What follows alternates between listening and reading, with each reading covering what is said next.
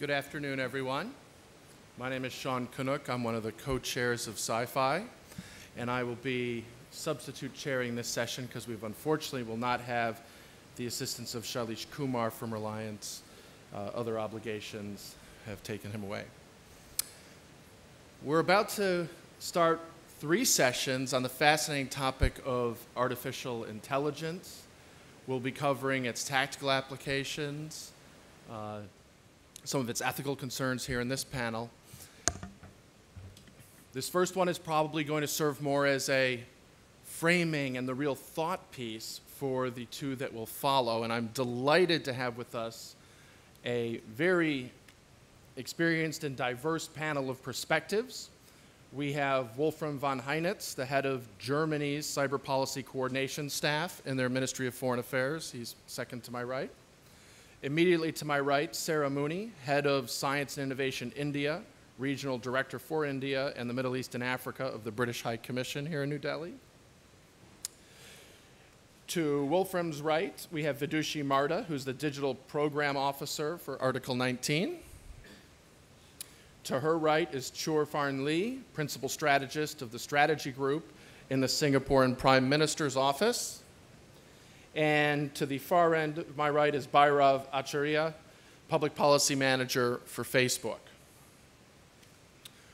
What I'd like to do is pose some fairly big picture questions to our panelists, get a bit of debate and discussion going on between ourselves, and then draw you all in the later half of the discussion. So as we go through, please do think about how these issues impact your countries, your organizations, and help us have a robust discussion here.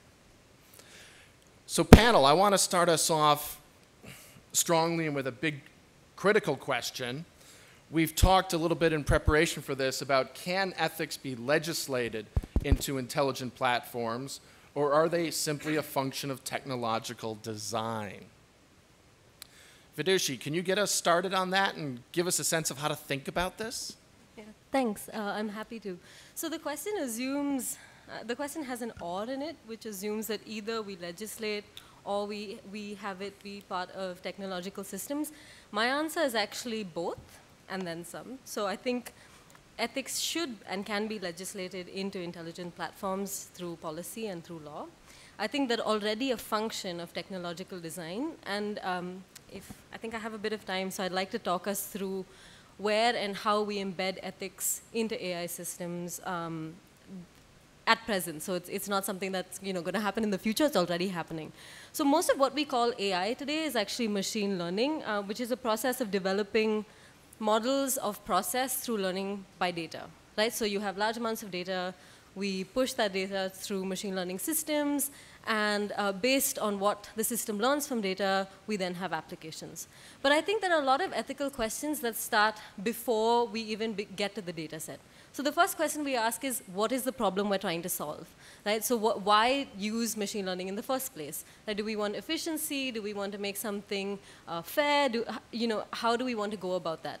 That is an ethical question to ask. Some questions, I would argue, don't need to be answered by machine learning in the first place. So for example, if we're talking about criminal justice, do we need machine learning to decide whether somebody is likely to commit a future crime? I would argue no. But if you do argue yes or you argue no, that is an ethical choice that you're making in deciding to develop a certain system. So after you decide that you do want to build a system, then you have to pick a model, right? So what kind of machine learning system do you want to use? Do you want to use something that is obscure but very efficient, like a neural net, right? So how important is accountability to you in the process of using machine learning? Or do you want to use something like linear regression, which is not as efficient but more explainable? And then you have to think about the data that you use. How diverse is the data? Is the data collected from a society that is inherently unjust and inherently discriminatory? Is this useful?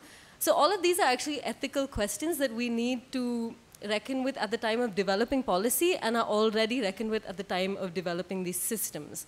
I'm sure a lot of you in this room would have heard about fairness, accountability, and transparency as a technological or a technical frame through which people think about whether an AI system is efficient or not. that also is an ethical choice. How fair do we want a certain algorithm to be? Do we want it to be equally fair among different demographic groups? Do we want it to be as fair for vulnerable groups as for dominant groups? So I think to think of ethics as something that should be legislated before or after is actually not helpful. We need to think of ethics and the technological limitations of machine learning systems as a central consideration when we're thinking about machine learning. So we can't approach it as something that is just very efficient or very cheap. We have to ask, what are the technical limitations of these systems? Are we ethically aligned with those limitations? So for example, if you train a credit scoring algorithm to predict whether somebody will pay back a loan or not, the data embeds a lot of historical discrimination on the basis of race, on sex. And so we need to be mindful of those things. And I think to think of either those ethical choices or technical limitations as either before or after is not helpful. And my short answer would be both. All right, so if we're thinking about coding values, and you've offered that known framework of fairness, accountability, transparency, let me pull that thread and let me take this to Bhairav. Are those three concepts enough, or do we need something else? Thank you, Sean. And thanks for having me. It's a privilege to be on this panel. So I'm going to start by saying I agree with Vidushi. The answer is both. The question of whether you legislate ethics into a technology or whether you design it is actually not a new question. This is the law versus technology question. Lawyers and technologists often argue about which comes first, the chicken or the egg. I've been in many rooms with technologists where we're told that lawyers just don't get it, and I've been in rooms with lawyers who don't understand the technology. So I'm a privacy lawyer, and in the privacy world, a debate that is happening around the world and in India right now is, how do you achieve privacy? Do you achieve it by legislating, or do you achieve it by coding privacy into technology, which is privacy by design? In India right now, we have a bill, a privacy bill, which seeks to do both. It recognizes that the legislation approach, which is which draws from about 40 years of principles of dealing with technology, which arise from Europe and then in America, are valid, and we need to code these principles into technology. We need to code them into the law to make sure that people's privacy is protected. At the same time, what the law cannot catch can be solved for by technology, which is privacy by design, which is a term that I'm sure many of us in this room are aware of. Privacy by design is the idea that from a design stage, you can make tech privacy conscious and privacy respectful. Now, if you extend this analogy to AI, which is but the latest extension, the latest manifestation of this question, the answer is both. I think we need to have a system, a policy ecosystem, and certainly a legal system that recognizes that we need to, from a design stage, be aware of the responsibilities and obligations and indeed the risks of AI when we make tools, and additionally, solve for that by including protections in the law. So over here, I don't really disagree. I think, again, the answer is both. I would just say that we need to find a sort of the happy mean between the two, so that we don't carry on having the law versus technology debate, and we can arrive at a consensus, where we can move forward without division in the AI and tech community, which is what's most important. Thank you. Wolfram, can we actually capture what we need to about the human reasoning process? Well, I was on the flight here. I watched. Microphone. Microphone closer. Can you do a microphone a bit closer? It's on. It's on. 1, 2, 3. Closer? Yeah. Now, Perfect. okay, sorry. Okay. On the flight here, I watched a movie on the onboard TV, and it was a horrible movie. But why was the movie horrible? Because it looked like it was a movie made out of machine learning results, basically. It had put in as data set Godzilla, Star Trek, a rom-com with some romantic affairs, Independence Day, and the end result was terrible. I wasn't even surprised when in the end the Godzilla monster even showed up live in it. So it was a terrible movie. And why do I tell this story? Well, because I think that shows part of the limitations of machine learning. I do agree that we need to build in ethics in the machine learning, and because human reasoning starts already with an interest, with values, with an ethical-based system, but I think it's not enough. Human reasoning also has something what the American philosopher Charles S. Peirce called abduction. So that's basically build a hypothesis, build a theory by surprise, basically. And that was exactly missing in this movie. There was no element of surprise. Everything was predictable if you've seen the other movies, basically.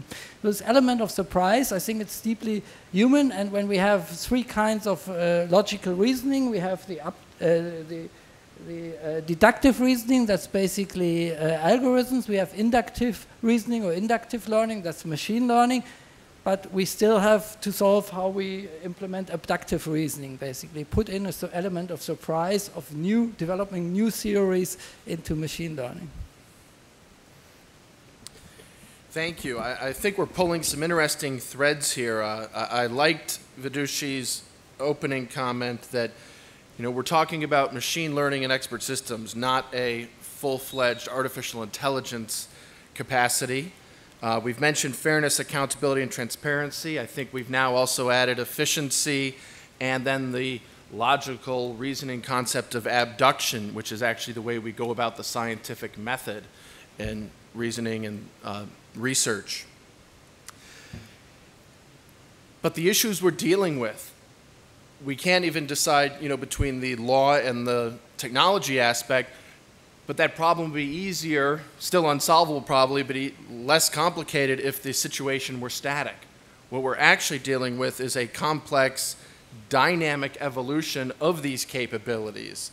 So the next thing I'd like to put to the panel is a question along the lines of, if ethics are neither static nor universal, is it improbable that intelligent platforms can cater to all digital societies?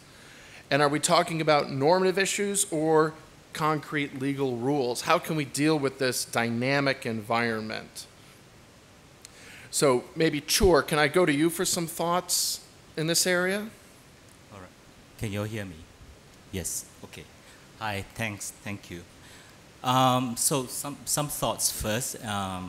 Currently, the power and the might of data in AI is now concentrated with what I call the digital giants, the companies and the platforms. And I think we all generally recognize that governments, large and small, states, we must act with urgency. We need to understand, that's the first thing, we need to actually understand AI as it is, and understand that it is, this is an engineering term perhaps, but there's a very fast clock cycle associated with this, because different developments in technology open up new capacities, new capabilities. It also changes the tenor of the argument, it changes society as well, and so on. So it is not static. We need to sort of understand AI. Secondly, to develop an expansive, as in broad and deep, expansive strategy for AI, and then to put the discussion of AI ethics and governance up front here.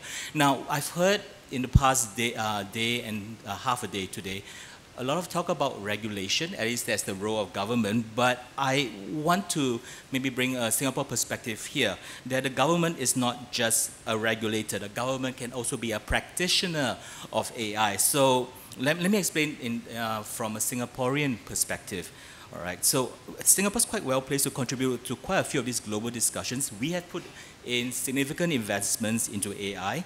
We believe that it is a strategic capability to secure our future for the next 30 to 50 years. Because if you are familiar with Singapore, we are kind of small, all right? This will help us transcend our physical and resource limitations, and we believe it will open up a new era of economic prosperity. Now, going back to what I meant by we are not just a regulator.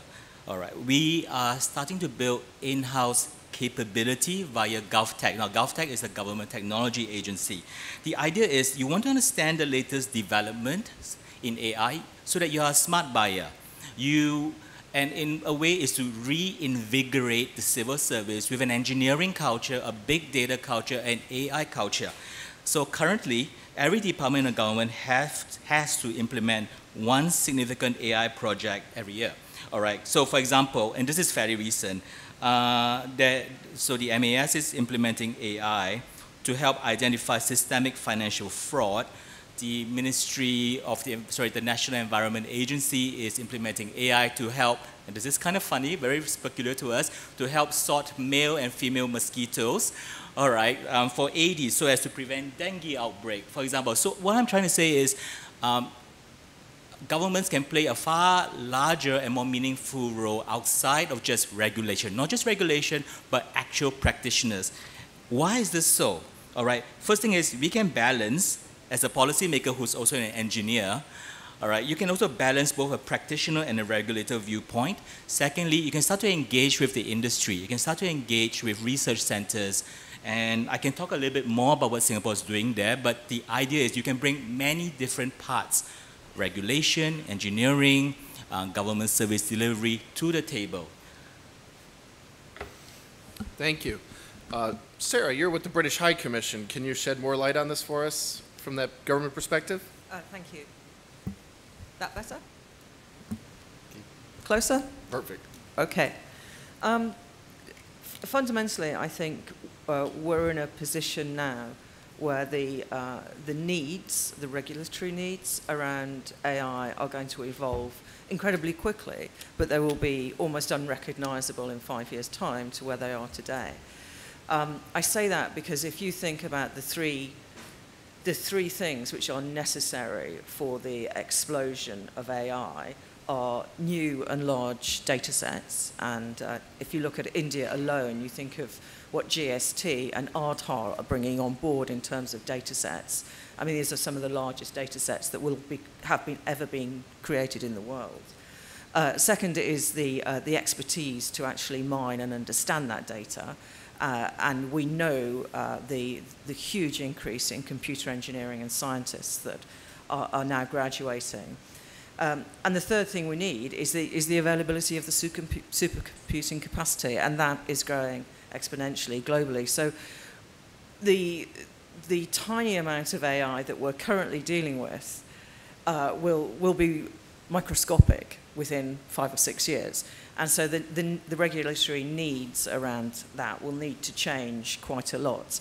And if you don't mind if I just use an analogy, and I go back to where we were thinking perhaps in the 1980s around stem cell research and the impossibility then of gene editing and the CRISPR technologies which have come on board. And the way the public felt about stem cell research then against how they feel about it now suggests an evolving public tolerance for new technology and new innovation. And I think it's quite important that we recognise that as we sit here, that what we are doing is the first paragraph in what will end up being quite a long encyclopedia of managing AI into the future. So I just wanted to make that particular point about how we think about ethics and regulation and our values in the world that will be the AI world of the future. One of the things I just wanted to mention that we're doing in the UK is the establishment of a centre for data ethics and innovation. And why I think that's quite interesting is that the UK has a particular aim in doing this, and that is to make it pro-innovation, not to make it a static centre which is just the guardian of ethics in AI, but to make sure that it is able to comment on the development of innovation and in itself support the development of innovation in artificial intelligence. I hope that's helpful. No, thank you. I'm hearing from several of you, though, about the fluid, dynamic nature and the desire for flexibility in the regulatory framework.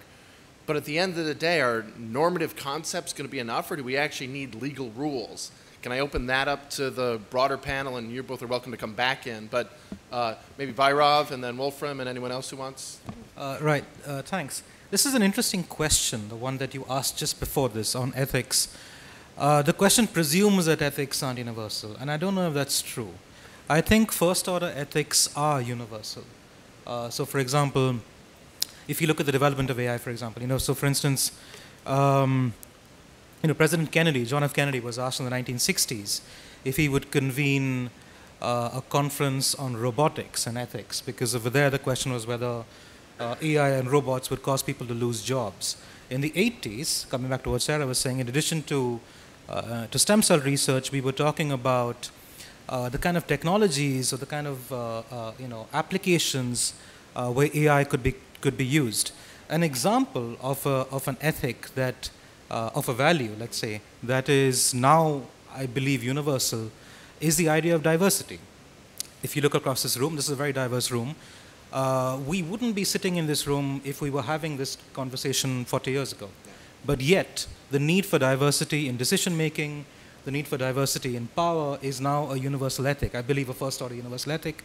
And I think perhaps, societies everywhere agree with this.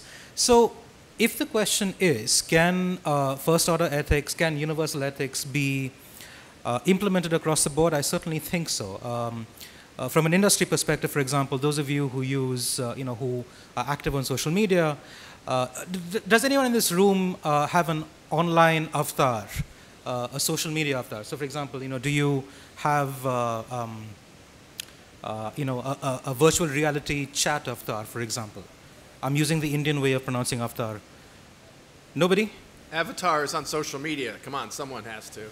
1, 2, 3. All right. So perhaps it doesn't concern this room. But in the tech industry, in the social media industry, the question of how to depict online avatar is a very interesting question, because it goes to the root of diversity. If you have a user base, if you're a government of a very diverse country, such as this, or if you're a company with a very diverse user base, you need to have online avatars that reflect how people look and feel and think of themselves. And this, from an applications perspective, means that you have to hand label descriptions. So I've seen, for example, descriptions of beards that go into, 50, 60 different characteristics, just to sort of, to demonstrate the level of thought that goes into how to code diversity or how to make sure that diversity is reflected in technology. So my short answer, having given this long answer, my short answer is that I don't know if, I think I disagree that on the assumption that there is no universality of ethics. I think there is. And I think it is possible for platforms to code them in. And that's what's exciting and that's what's interesting. And that's what requires dialogue between, between technologists and lawyers and everyone else in this room, all the perspectives that we bring. Because there are ethics, there are values that have to be coded in. Diversity is but one, there are many others. Let me put you on the spot for a second, and we haven't discussed this in advance, but who should be deciding which are those universal ethics? Should it be a policy lawyer at Facebook? Should it be someone at the United Nations? And I'm just hitting you with this. Right. You're not actually putting me on the spot. So this isn't really, the question of whose ethics are universal is a very old question. And I think looking back through history, the answer I think is quite safe. All of us should determine. So we need to we need to be able to identify all the stakeholders in this process. Governments who speak for their people, companies who develop technologies, civil society, who voice the concerns of, so for example, Vidushi was talking about fairness, accountability, and transparency. These are values that are shared across the board, but are very forcefully advocated by civil society. And there are others as well. So you can, I've talked about lawyers and technologists, but we also need to talk about, other people in this debate. There are scientists, there are doctors who have an interest, in ethics, in this particular instance, health ethics. I think the answer is quite simple. We need to all come together to decide this. And there are ways to do it. There are forums to do it. This is such a forum. Thank you. I know some of our other panelists want to jump in on this, so I'm just going to go down the line. Vidushi. Yeah, I just want to make 2 quick points. I think the first is we need to demystify what AI is. Like, we're talking in very broad strokes as if it's one application that will determine what I see on Netflix and also determine if I have a house and also determine if I get a job. the assumption that ethics are neither static nor universal, to me, doesn't worry me at all, because neither is technology. Right? The way in which I build an algorithm for Netflix is very different from the way in which I would develop an algorithm for warfare. And I think like you have different ethics at different points. So for example, there's more often than not, there's a trade-off between fairness and accuracy. Right? So you can't have an algorithm that is perfectly fair and perfectly accurate, because sometimes in order to be accurate, you have to be unfair. But those trade-offs are ethical questions that we reckon with when a specific application or a specific question is something that we're reckoning with. So I just wanted to point out that, you know, when we're thinking about what values drive AI, I think it's important to focus on what application of machine learning, more specifically, are we talking about. That's the first point. And just quickly, the second point is that I think there's often this false dichotomy between ethics, norms, and regulation, whereas I like to think of it more like a jigsaw puzzle. So ethics tell us what we should do, regulation tells us what we can't do, and technological design and technological limitations tell us what we're capable of doing now. And they're actually more symbiotic than most people give them credit for.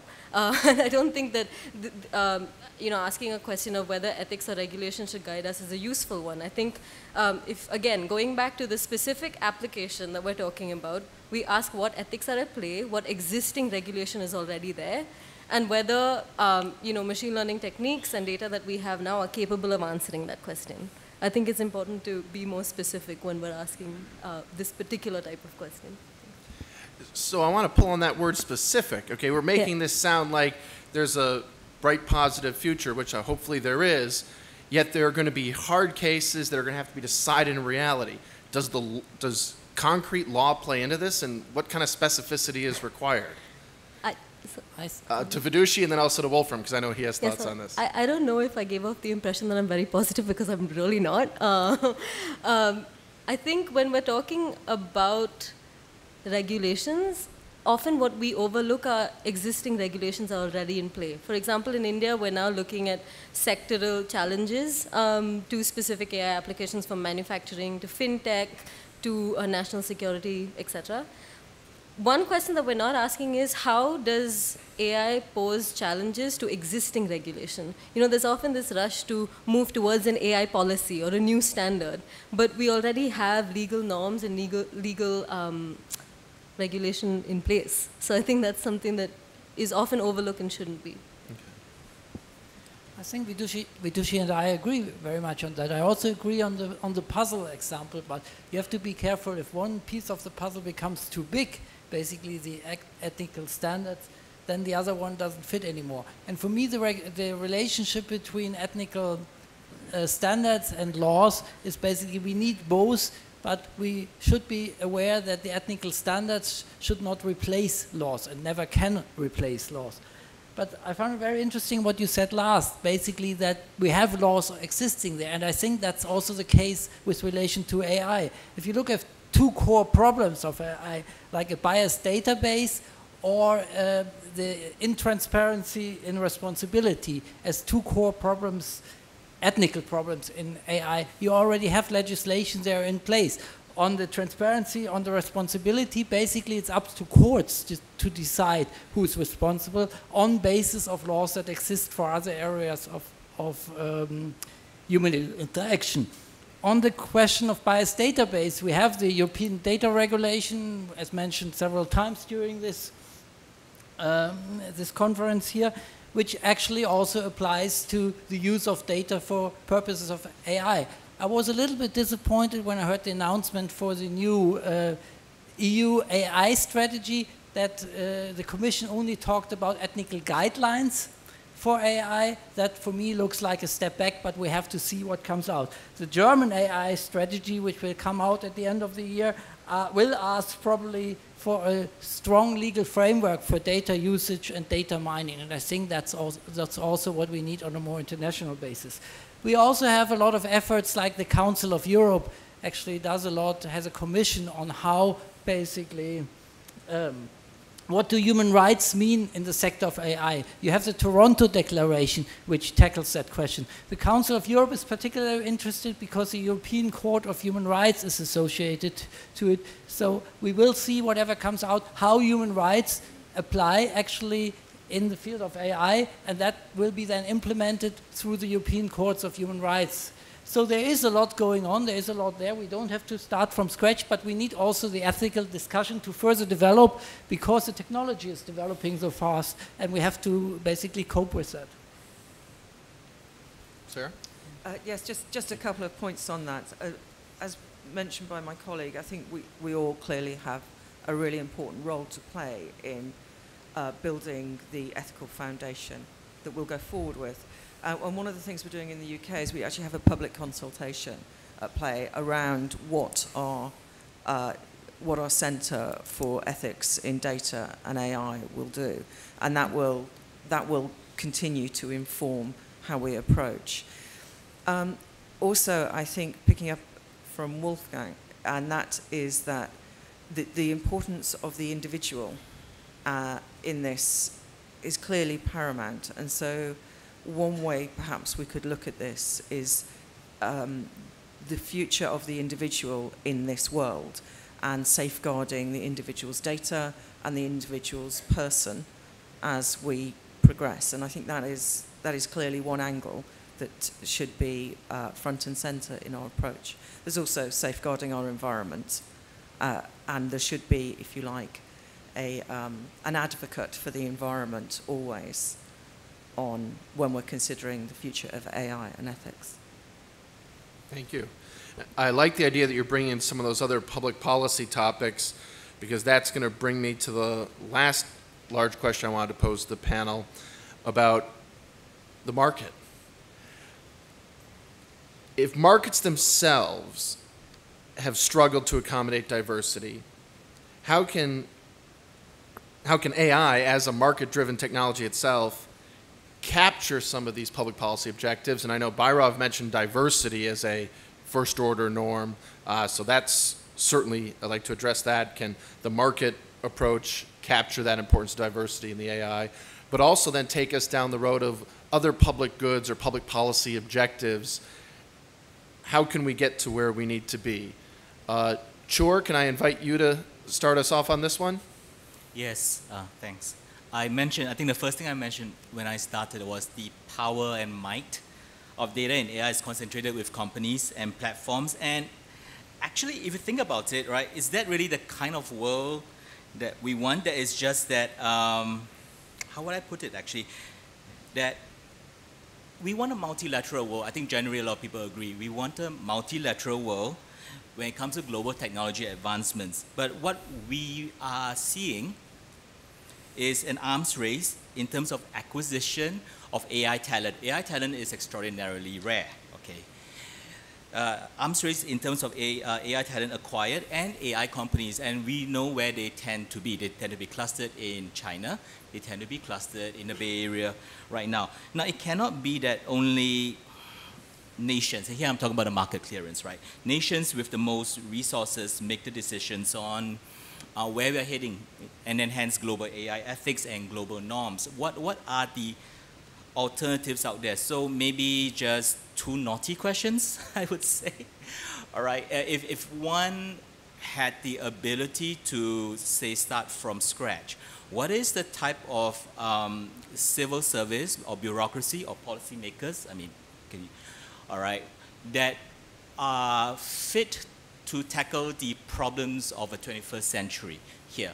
I'm not saying that we have any of the answers here, but I think having a strong engineering culture that is familiar, so it may be AI today, it could be bioethics tomorrow, or quantum, and so on. And having a conversation then with the private sector, academia, research institutions, and so on. Having that conversation as we co-evolve together. It could be a very peculiar Singapore approach given our size and our density. So that is one thought. And the other slightly naughty thought, all right, and I take this from Ian Hogarth. Ian Hogarth wrote a piece, I think in December last year, on AI nationalism, where he compared who are the provocatively winners and losers in an AI race, and he talked about 4 characteristics. One of them would be access to rare talent, definitely AI talent, access to a general big pool of STEM engineers, science, technology, and so on, engineers. The third one is computing power and compute resources, and the fourth one is a cluster of, say, quantum computing, semiconductors, etc. So these are your supporting clusters. And if one went by that, you sort of see where the winners will be. What Ian then proposed was something that Bertrand Russell talked about in 1947, what he called a Baluch. I'm probably mangling the name, a Baluch approach, essentially declaring global AI as a public good. Now, I think what he meant is AI in the service of a public good. What could that look like? What could that look like so that smaller nations or nations without these 4 characteristics, as mentioned, like compute resources, big STEM population, and so on, how could they access the benefits of AI to live their, the living conditions of their people, and so on and so forth? So I would love to see some imagination of how this global, Baluch could be realized. Yeah. Thank you. You've thrown out 2 big topics there, and I want to do justice to both of them. Let me start with your question about the bureaucracy of the 21st century, and can I invite Sarah and Wolfram, your fellow public servants, to see if they have any thoughts on that. What should the government cadre look like in order to be able to serve these objectives? Fundamentally, a government should reflect the governed. So I do think it is incredibly important that we're bringing through the right talent into government to support and address these issues. I can see that AI could, in many probable scenarios, distinctly change the way we operate and across a huge spectrum of classic government interventions, and that would range from mentioned warfare, taxation, health. So I think that it is incredibly difficult to imagine what government could look like in 50 years' time with the increased application of AI. I do want to pick up on one thing, and that's the idea of AI applications becoming a common good for global development. And I think that's very exciting.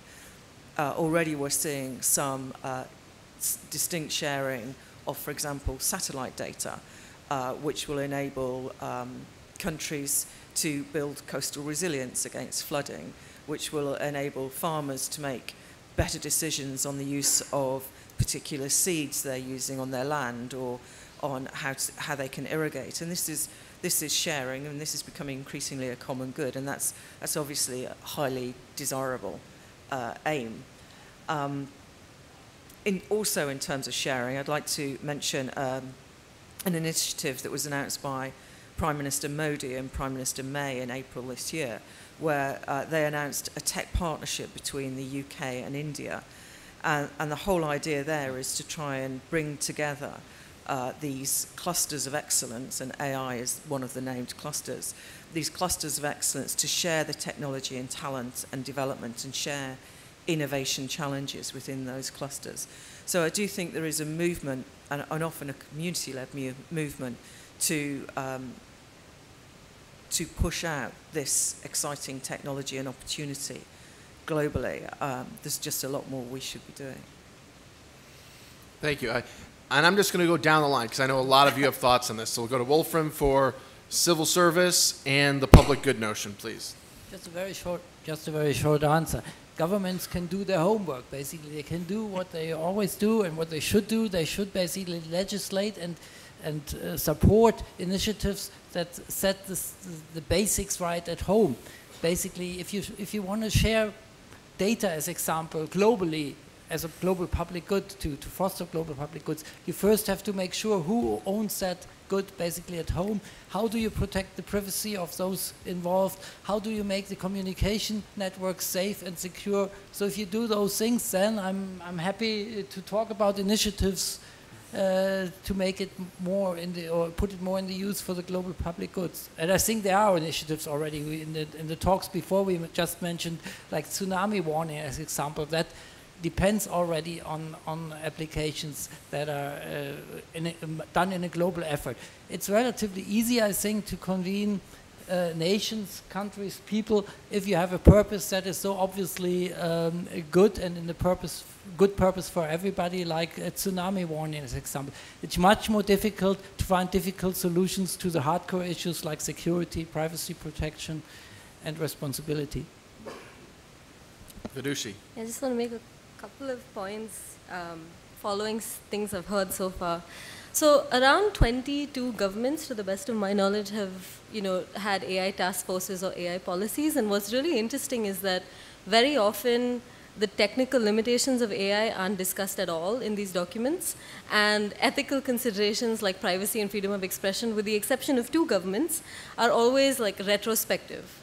And I think that is one thing that governments could get more mindful about when discussing what AI policy should look like, because the economic case for AI is always the thrust of AI policies, and the market opportunity and the fact that countries have to win the AI race or take part in the AI race tends to form a central consideration, and I think that is actually a major pitfall of existing policies, which is why we often think of ethical considerations when something bad happens.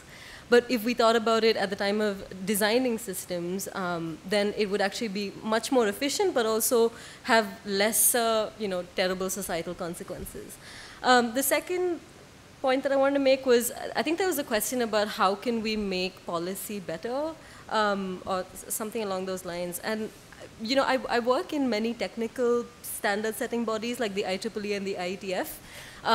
And when I've told IETF engineers that we want AI to be fair, I'm only met with frustration because fair doesn't mean anything to an engineer, right? So I think we also need to make policy more accessible to the people building these systems, because as of now, there are 23 technical definitions of fairness. And so we need to understand that it's broad strokes do not help the engineers, and neither do they help policy audiences.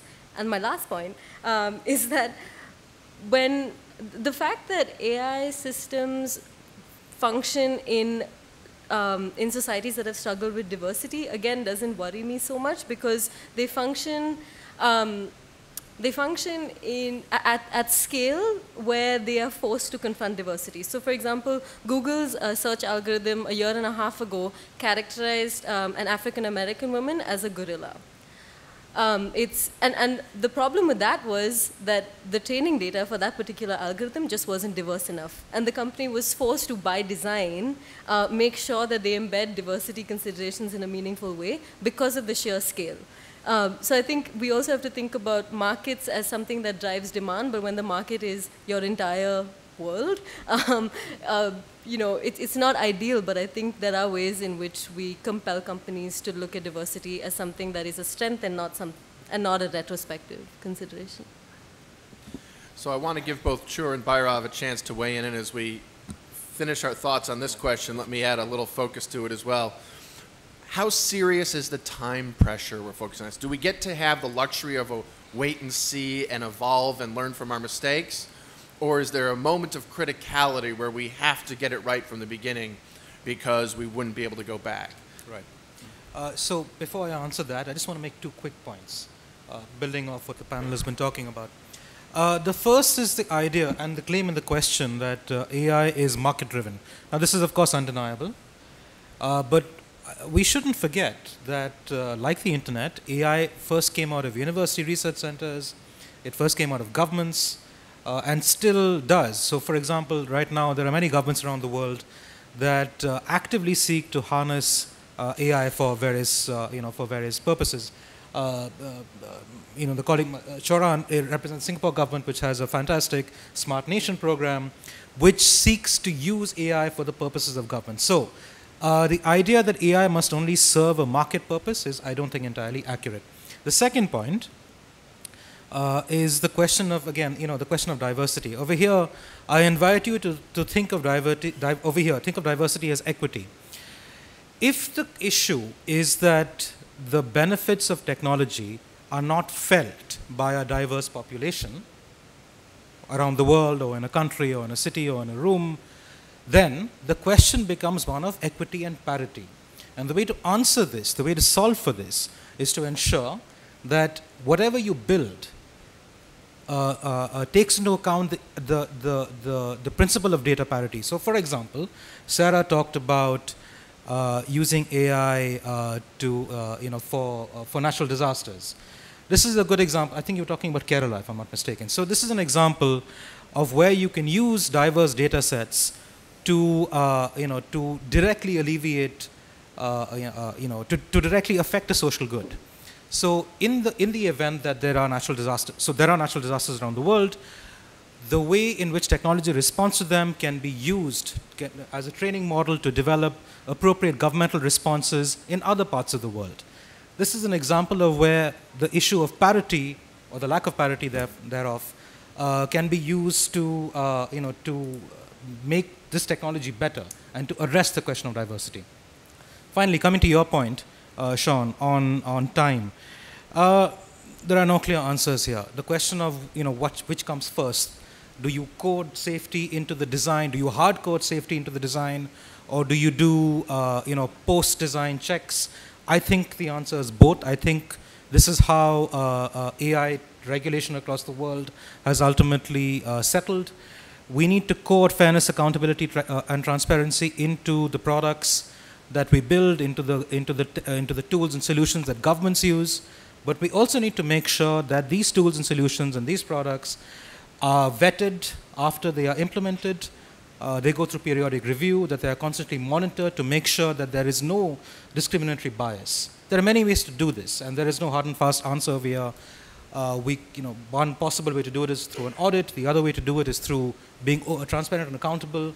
Perhaps the way to do it is to harness open source standards and open technology, and this builds on Charan's point on, on treating this as a public good.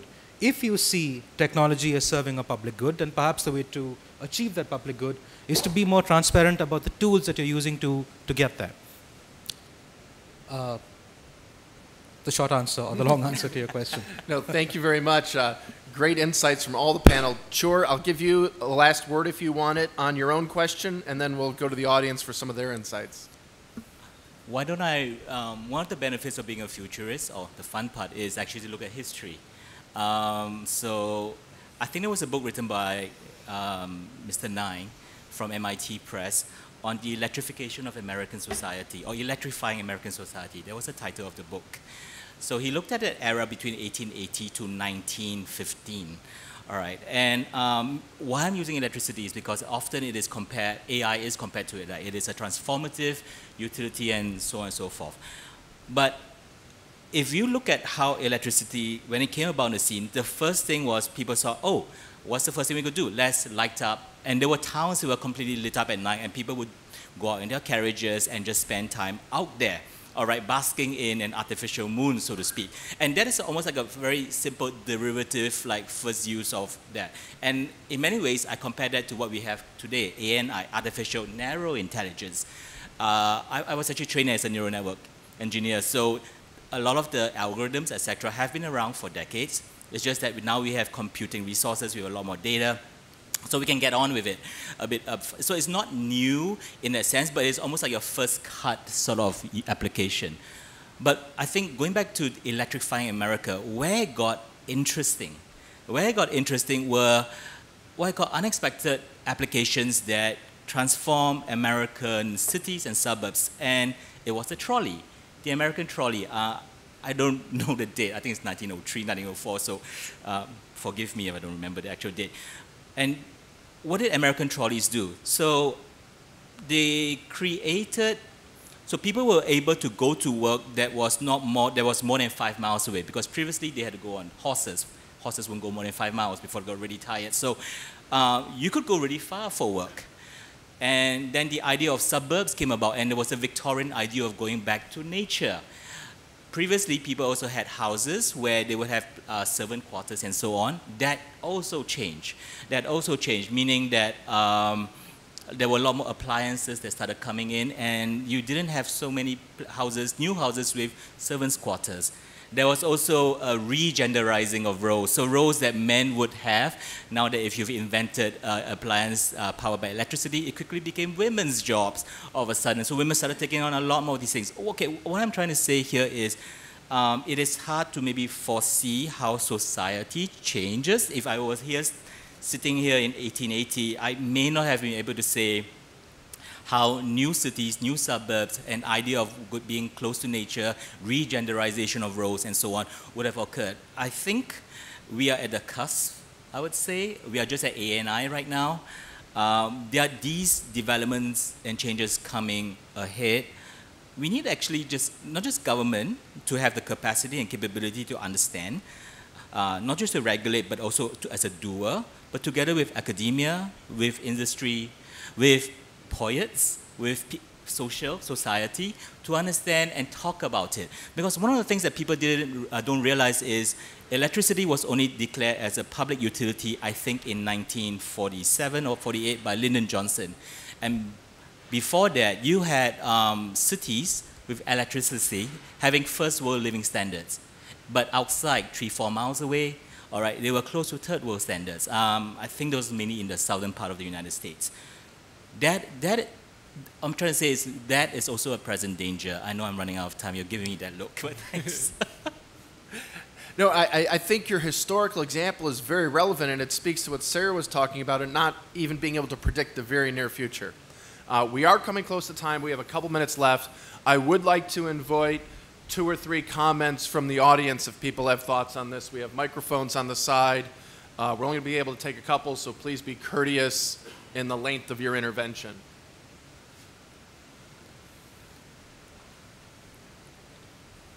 I'll give you a moment to go there, otherwise, sir, please. First of all, thank you very much for this excellent panel. And also, Wolfram, thanks for the great story about the theory of surprise. And here I want to touch upon. So I did a management course at MIT about artificial intelligence.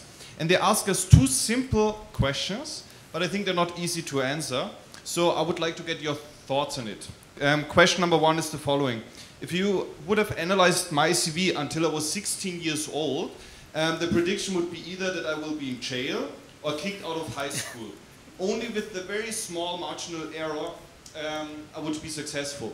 And now I'm standing here, I've got like 15 companies under me, 500 employees. But if you would have predicted it too early, I would have gone like to a very different track. So my question is, how can we prevent to not prematurely exclude people because of a bad rating, review, or behavior? So is it more we need the right to delete or the right to reboot, or does it have to be encoded as the theory of surprise? So this is the first question. Then the second one is an ethical question. Sir, in the interest of time, I'm going to have to limit you to that first question. Please forgive me. The lady behind you, please. Thank you. My name is Giselle Itamben.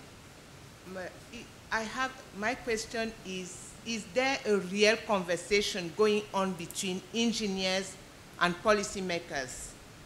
Conversation on human factors, human intentionalities, dreams, and aspirations. We are very excited by AI, but this is not the first breakthrough in terms of technology. But if we see in the past, it has not significantly changed the life of people. Is it not time to redefine concepts like market, economy, profit, and really put the human on top?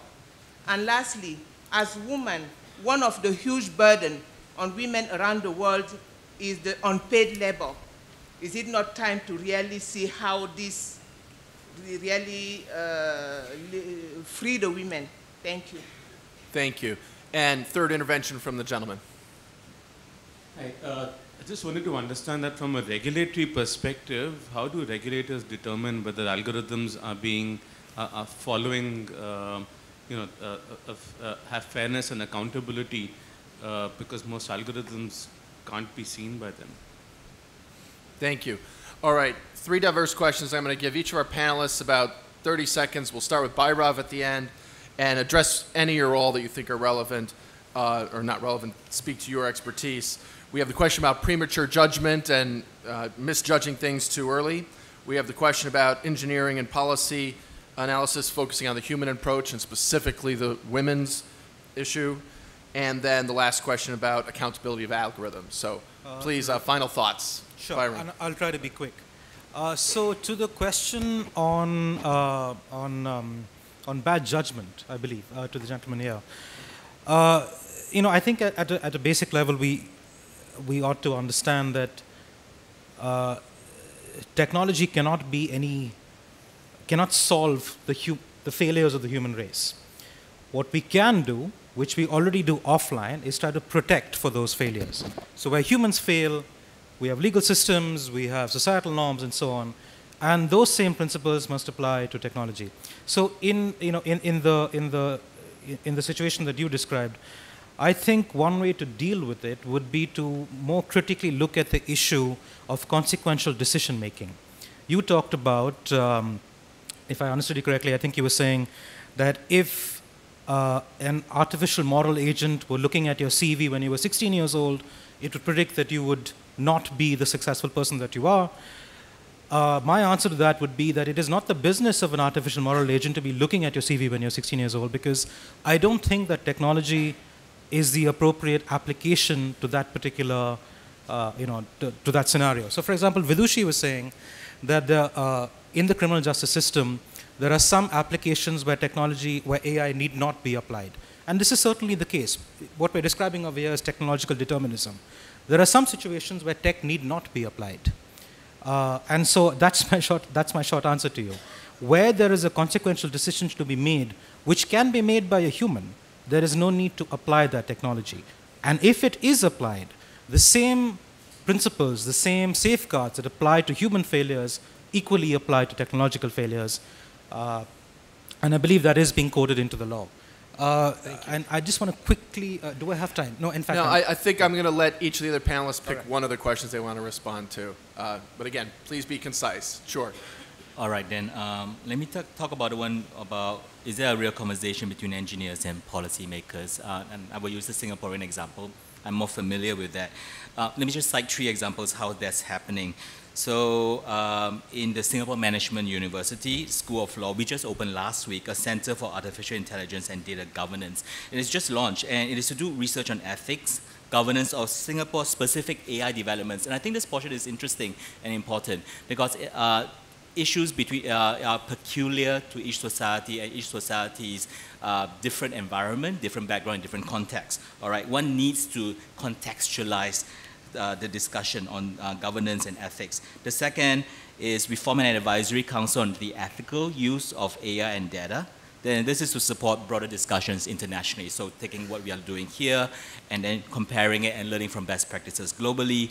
And the third thing is we have an AI.Singapore program. And this is also important, is to attract international experts to work on pressing national challenges like climate change in Singapore, but also importantly to build deep research capability, because then you can anchor a strong AI ecosystem. And I think this is one way that if you don't have a big, this is to actually solve what I call problems of tomorrow. I think we do need to up the technical talent capacity and capability, not just within the government, but also industry, academia, and so on. Yeah. Thank you. Vidushi. Yeah. Just to quickly respond, I think your question is very important, and it speaks to my first point, which is that we always have to ask, what is the question we're asking? Is it a good question? Is it the right problem that technology should solve? I think the fact that just because a decision is data-driven doesn't make it a good decision and doesn't make it a correct decision is something that we need to be more mindful of and push back against when we're given this Kool-Aid of technology is neutral and efficient. To the question of whether technologists and policy audiences are speaking, I think that is emerging. I happen to work in just those spaces. There's definitely a long way to go. There's definitely the need for shared language, but I think the effort and the need is definitely seen.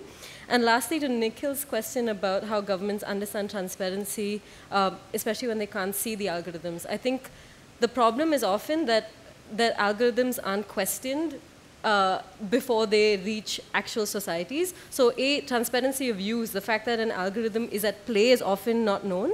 And secondly, algorithms aren't tested for transparency, accountability, and fairness at the time of being developed, and so we suffer from the inability to do so when they have been deployed. And I think the first step for governments to do is to be preemptive, ex ante, as opposed to ex post, when we think about algorithms and their uses and their efficiency in quotes in society. Thank you. On the question of predictive power of AI and predictive justice is one of the big applications, potential applications, also one of the big dangers. I think, to sum it up in short, and also my colleagues already said something going in the same direction, AI is nothing, context or situation is everything. So I think instead of talking about intelligent systems, we should talk about, that's a bit what you already said, what questions do we ask, or in what context do we ask the questions? And then we can talk about what the role of AI systems could be in that particular context. And we should not make the mistakes basically to replace thinking about context, about situation, about procedures by relying on machines. Because in the end, what is also what we do very often in real life is we look at check and balances, and we have basically check and balances even in the justice system. You know, when you sentence somebody, and if it's not the death penalty, you have procedures to review sentencing, because you can make mistakes and you learn in the process. And that's why I think a very interesting aspect, we don't have the time for talking about it now, would be also man-machine interaction, basically, because then we talk about processes and where actually AI systems could play a role and where the limitations are much better than just talking about AI system like they are living in a vacuum, basically. Thank you. Sarah, final thoughts?